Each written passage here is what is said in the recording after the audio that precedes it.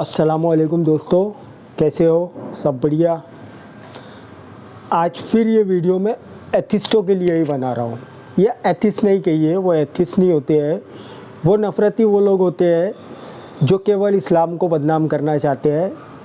जबकि कोई भी व्यक्ति अपना धर्म बदल लेता है तो वो कभी अपना पुराना धर्म नहीं लिखता है। जैसे कि हम जानते हैं क्रिश्चियन धर्म में कई एससी समाज के लोग गए, कई एसटी समाज के लोग गए, कई ओबीसी समाज के गए, यहाँ तक कि मैंने कुलकर्णी सरनेम वाले भी क्रिश्चियन देखे हैं। वो लोग जब क्रिश्चियन बनते हैं तो वो अपने आगे एक्स हिंदू, एक्स ब्राह्मण, एक्स ओबीसी ये सब नहीं लगाते हैं।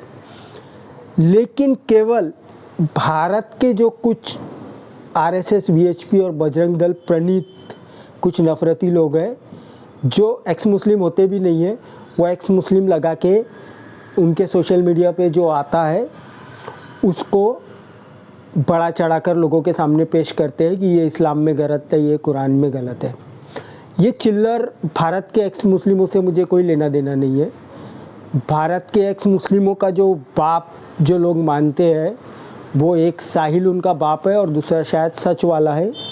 ये वही सच वाला है जिसको यासिर अल वाजिदी, एक जो मुस्लिम यूट्यूबर है, उससे ये सच वाला ने 9 बार माफ़ी मांग चुका है गलत इस्लाम को इंटरप्रेट करने के लिए।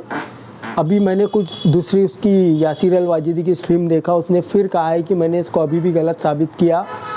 ये पहले मुझसे 9 बार माफ़ी मांग चुका है, अब मैं चाहता हूँ कि ये 20 बार मुझसे माफ़ी मांगे और पहले का जो एक बाकी था, जो इसने कहा था कि अगर ये गलत हुआ तो मैं 10 बार मानूंगा। तो ये सब तो चिल्लर लोग हैं। इनमें जो मुझे लगता है कि सच में जो एथिस्ट है या सच में जो इस्लाम की जानकारी रखता है और इस्लाम के बारे में बताता है, वो है पाकिस्तानी गालिब कमाल। उसकी आज हम एक बात को लेंगे। वो अपनी हर स्ट्रीम में कहता है, कुरान की एक आयत को कोट करता है। मैं आपको ये क्लियर कर दूं साथियों, दोस्तों, मैं कुरान का बहुत बड़ा जानकार नहीं हूँ, मैं अहादीसों का जानकार नहीं हूँ। जब ये लोग कहते हैं ये गलत है तो मैं उस चीज़ के ऊपर थोड़ा सा अपनी दिमागी रोशनी डालता हूँ कि ये लोग क्यों इसे गलत कह रहे हैं और इस्लाम क्या कहना चाह रहा था।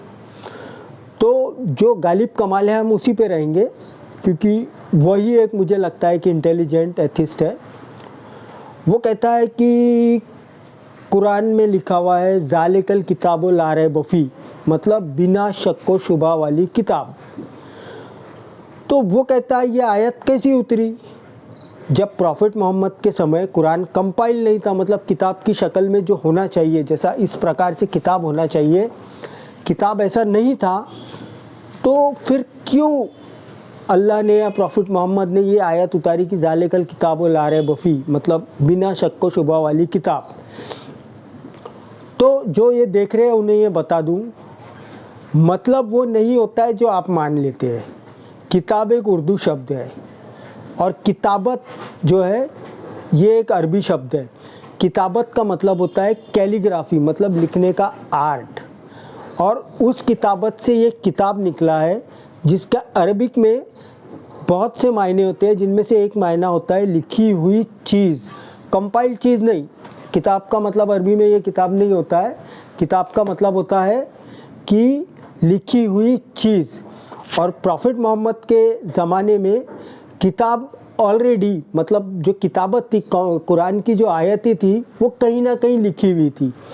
आइदर आप कह लो उस समय जो कागज़ अवेलेबल था मोटा वाला, जो झाड़ों की छालों से बनाया था उसके ऊपर, या चमड़ों के ऊपर, या हड्डियों के ऊपर, जैसा वो उलाना देकर कहता है कि कुरान की आयतें हड्डियों पर लिखी थी। हाँ, उनको समय पर जो सामने मिलेगा वो उस पर ही लिखेंगे, वो ऑलरेडी लिखा हुआ था। तो ये उसके लिए कहा गया है ज़ालिकल किताबो ला रैब फी, मतलब जो चीज़ लिखी हुई है उसमें कोई शक व शुबा नहीं है। ये नहीं कहा गया था कि किताब में लिखी हुई चीज़ है। उर्दू के किताब और अरबी के किताब को आप मिक्स मत करिए, आप अपना दिमाग मत लगाइए, क्योंकि जब इन्हीं एथिस्टों से ये कहा जाता है कि दुनिया में कई लोगों ने इस्लाम को सबसे अच्छा धर्म कहा है और प्रॉफिट मोहम्मद को सबसे अच्छा सोशल रिफॉर्मर कहा है, मतलब धार्मिक धर्म को इंट्रोड्यूस करते हुए सबसे ज़्यादा सोशल रिफॉर्म करने वाले प्रॉफिट मोहम्मद व्यक्ति को आया गया है। तो ये एथिस्ट कहते हैं ये वो राइटर का पर्सनल ओपिनियन है। तो भैया ये वो राइटर का पर्सनल ओपिनियन है, तो तुम्हारे ओपिनियन को हम यूनिवर्सल क्यों माने? ये भी तुम्हारा पर्सनल ओपिनियन है। तुम उर्दू की किताब ले रहे हो, हम अरबी में किताब ले रहे हैं। किताब मतलब लिखी हुई चीज़। कुरान उस समय भी प्रॉफिट मोहम्मद के ज़माने में कहीं ना कहीं लिखा हुआ था, भले ही किताब की शक्ल में मौजूद नहीं था। दूसरी ये जो बात गालिब कमाल लोगों को समझाता है या बताता है वो ये है, बनु कुरैज़ा के लोगों को प्रॉफिट मोहम्मद ने इतने इतने लोगों को कत्ल कराया। और उसी के 2-4-5 स्ट्रीम के बाद वो खुद बोलता है अरे अरे अरे वो तो झूठी हदीस है बोले, अगर सही में इतने लोगों का कत्ल किया रहता बोले तो मदीने के आसपास या मक्के के आसपास सामूहिक कब्रें मिलती थी बोले, लेकिन आज तक का आर्कियोलॉजिस्ट को कोई बहुत बड़ी सामूहिक कब्रें नहीं मिली, क्योंकि बनु कुरैज़ा मुसलमान थे नहीं, उन्होंने मुस्लिम कब्रस्तान में दफनाते नहीं थे, तो उनको कहीं बाहर ही दफनाया गया होगा, और ऐसी कोई नहीं मिली। ये इस्लाम की बड़ाई बताने के लिए प्रॉफिट मोहम्मद ये झूठी हदीस गढ़ी है। वो खुद बोलता, एक स्ट्रीम में बोलता कि मुसलमानों ने बनु कुरैज़ा का कत्लेआम कराया, उसी के बाद 2-3 स्ट्रीम में खुद बदल जाता, नहीं ये तो इन्होंने अपनी बड़ाई करने के लिए बताया गया है बोले, अगर ऐसा होता तो कहीं ना कहीं सामूहिक जिसमें हज़ारों लोग दफनाए उनकी हड्डियां मिलती थी। तो भाई इसका जवाब आपने खुद दे दिया, आप हमसे मत पूछिए। और एक बात मैंने अभी देखा, भारत का जो गुरु है सच वाला, उसकी बातों से लगा वो कोई बुज़ुर्ग व्यक्ति है और अच्छा अरबी का जानकार है। उससे एक बहुत कम दिमाग वाला एक बहुत कम मुसलमान उससे बहस कर रहा था, तो उसको बता रहा था कि कुरान में लिखा है, जो मैंने पिछली आयत में भी बता दिया कि ज़मीन फर्श है बोले, फर्श कैसी है, ज़मीन तो गोल है बोले, अल्लाह ने क्यों नहीं बताया गोल है करके। तो वो कम दिमाग वाला मुसलमान ने उससे एक ही सवाल किया, ठीक है ना, कुरान ने नहीं बोला बोले गोल है करके, नहीं बताया, कुरान ने कहाँ लिखा है कि गोल नहीं है ये हमको बताओ। वहाँ पर वो फंस गया, फिर वहाँ पे वो कहीं और पहुँच गया, फिर वो सूरज पे पहुँच गया, फिर वो चांद पे पहुँच गया। मतलब एक अदना से कम दिमाग वाला मुसलमान भी उसको बोला कि मेरे को सिर्फ कुरान में ये बताओ कि कहाँ लिखा हुआ है ज़मीन गोल नहीं है, तुम थोड़ी इंटरप्रेट करोगे बे, तो कुरान में लिखा है कि ज़मीन बिछौना है। अब तुम्हारे माँ बाप ने शादी करने के बाद झाड़ पे चढ़ के कुछ किया होगा और तुम पैदा हुए होंगे, तो उससे हमें क्या लेना देना, हमें कुछ लेना देना है? तुम सोने के लिए झाड़ पे चढ़ते होंगे क्योंकि ज़मीन तो तुम्हारे लिए बिछौना होता है, हमें क्या लेना देना। ज़मीन घूमती है, कुरान ने क्यों नहीं बताया? अरे ज़मीन घूमती है, कुरान ने इसलिए नहीं बताया कि आज जो है ड्रोन का ज़माना है, आप एक ऐसा ड्रोन खरीदिए जो हवा में एट अ सिंगल प्लेस पे 4 घंटे स्टे कर सके, रुक सके, उस ड्रोन को खरीदिए, खुद करके देखिए, मैं नहीं बोल रहा हूँ। आप उस ड्रोन को अपने घर के ऊपर भेजिए और उसको हवा में 4 घंटे के लिए स्टे करा दीजिए।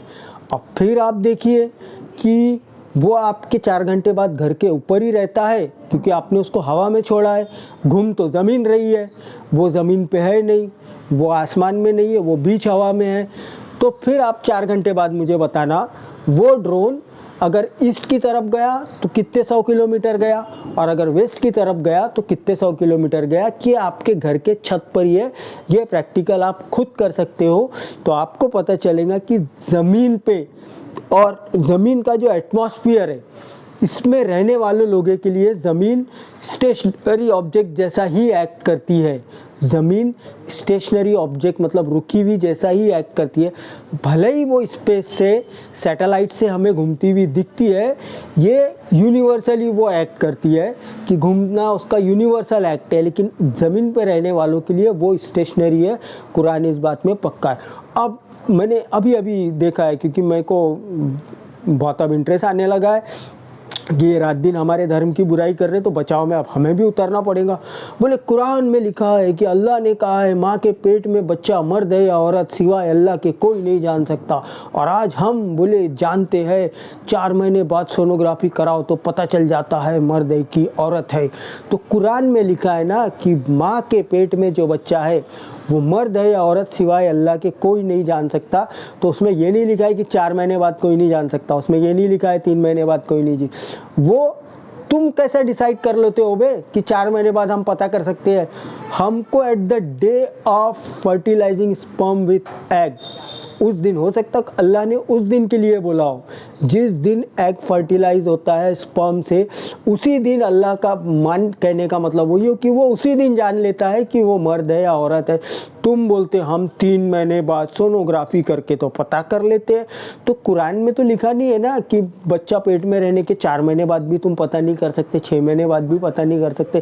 क्या पता टेक्नोलॉजी आगे इतनी एडवांस हो जाए कि तुम अभी 4 महीने में पता करते हो, बाद में 2 महीने में पता कर लो।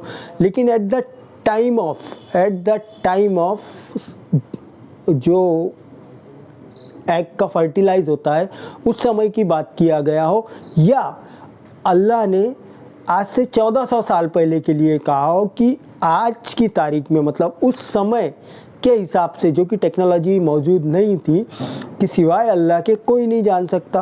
कुरान में ऐसा तो नहीं है कि ताक क़यामत तक, मतलब हज़ारों साल तक का, कि माँ के पेट में बच्चा क्या है वो कोई नहीं जान सकता। कुरान में ऐसा नहीं लिखा है। लोगों को गुमराह मत करो और पढ़े लिखे लोग भी गुमराह मत हो। आपका कोई भी सवाल हो आप मुझे कमेंट में डाल सकते हैं। कुरान से हदीस से रिलेटेड मुझे जानकारी नहीं है, पर मैं जानकारी लेके आपको उसका रेशनल आंसर देके, जैसा कि कुरान में ये सच वाला बुरा था, कुरान में लिखा है अल्लाह ने कहा माँ के पेट में मर्द है या औरत नहीं जान सकते, तो अल्लाह ने 1400 साल पहले कुरान उतारा था तब के लिए कहा गया था ना। आज से 10,000 साल बाद, 5,000 साल बाद और टेक्नोलॉजी हाई हो जाएंगी तो क्या करोगे? ये बात, किसी भी बात को आपको समय, माहौल और वहाँ का जो सराउंडिंग होता है, वहाँ का समाज जो होता है, समय, समाज और सराउंडिंग के हिसाब से लेना पड़ता है। जिस समय अल्लाह ने कहा था, जिस सराउंडिंग में कहा था, तब सिवाय अल्लाह के कोई नहीं जान सकता था। क्या पता आने वाले 10,000 साल बाद टेक्नोलॉजी ऐसी हो जाए कि पहले ही पता चल जाए कि बच्चा हो। तो कुरान में ये नहीं लिखा है ना कि हज़ारों साल तक का, क़यामत तक का, जैसा कुरान क़यामत ही बोलता है, क़यामत तक का कोई नहीं जान सकता, ऐसा कहीं नहीं कहा है। सिर्फ इतना ही कहा है कि माँ के पेट में बच्चा मर्द है या औरत, सिवाय अल्लाह के कोई नहीं जानता। उसमें टाइम पीरियड नहीं दिया गया है। तो इसे हमें 6वीं सदी तक ही सीमित रखना पड़ेगा, या जब तक का खोज नहीं हुई थी तब तक ही सीमित रखना पड़ेगा। चलो शुक्रिया दोस्तों, इस वीडियो को लाइक, शेयर और सब्सक्राइब कीजिए। आपका बहुत बहुत शुक्रिया।